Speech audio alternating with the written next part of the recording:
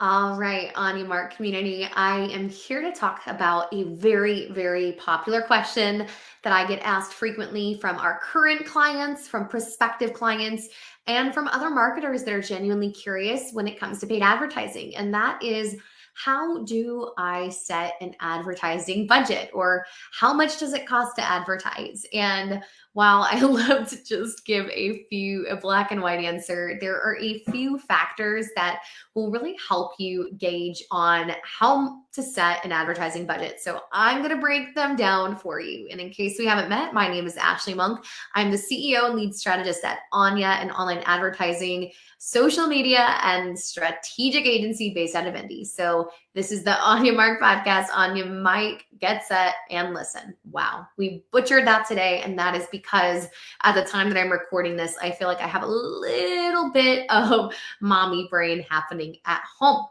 Anyway, all of that aside, let's go ahead and dig into the meat of it and really discuss what are the factors that help to set an effective advertising budget. And of course, it depends. And so I'm going to give you the four primary factors that are going to play into this, in addition to some other questions that I get asked that will hopefully set you up for success so that you can leave and know exactly how much to spend or plan to spend. So, first factor to consider: is your audience B2B or B2C?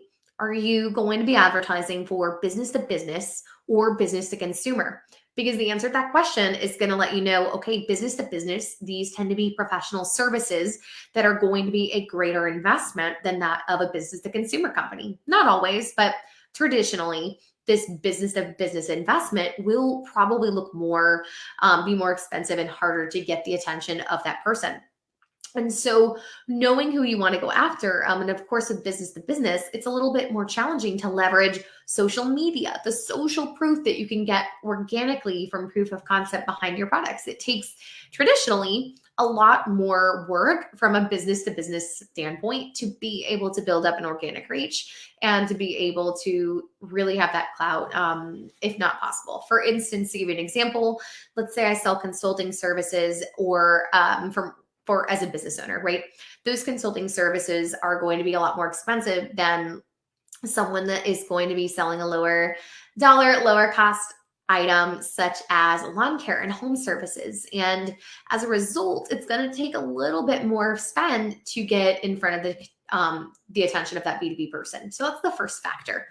The next is going to be your lifetime value of a customer. You can and you probably should set a lower advertising budget if somebody purchases from you and it's a one and done. It's they come to you. Let's say you sell a product, maybe it's a phone case, maybe it is I don't know, some kind of online boutique or something where they could purchase from you once. Of course, you want them to come back.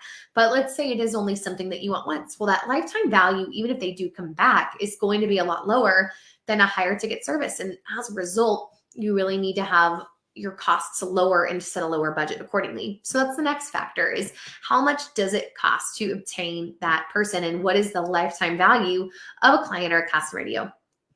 The next is going to be, what channel or what medium are you advertising on? Traditionally, platforms like Facebook and Instagram cost less than LinkedIn. LinkedIn is a professional network and it's a lot more targeted toward higher caliber and professionals. Therefore, the cost per click to Facebook, Facebook is anywhere, I would say average is around $1, and LinkedIn is closer to $6 to $20 at the time that I'm recording this. And it's going to be more expensive to advertise there. Newer platforms like TikTok, who's just really taking the ground running with their advertising platform, or even a tool like Hulu that just became self-serve, usually there are going to be less volume and less people on there, and so it can be less expensive and you can get by with a lower budget on those platforms. Typically, not typically, but pretty much in any case of the matter, online advertising works like an auction, and it's very similar to the stock market. The more people that are bidding and competing for a certain stock, the higher the cost goes. And it's really the supply and demand. And so the same factors are and will correlate with advertising. And so the channel or the medium that you use is going to play a factor in how much that cost is. Finally, who is your audience and how much is that competition going to be? the more competitive and the more popular your audience, let's say middle-aged moms with kids that shop at Lululemon compared to somebody hyper niche, middle-aged moms that shop at Lululemon, but also are into arts and crafts and are looking to buy online art services, that's going to be a little bit more of a specific person than it is just that general broad targeting. And so the more niche your audience is and the more historically less competitive it is, usually that cost will go down. Whereas the more competitive and the more popular, like fitness industries, things like that, those audiences are going to be more expensive because the more people bidding on that different audience, the higher the cost is going to be for you. So those are the 4 factors. I'll read them off to you again. We've got number 1, are you doing business to business or business to consumer? Number 2, it's the lifetime value of your client. Number 3, channel or medium. Number 4, audience or competition for that audience. Those are the 4 that you need to remember.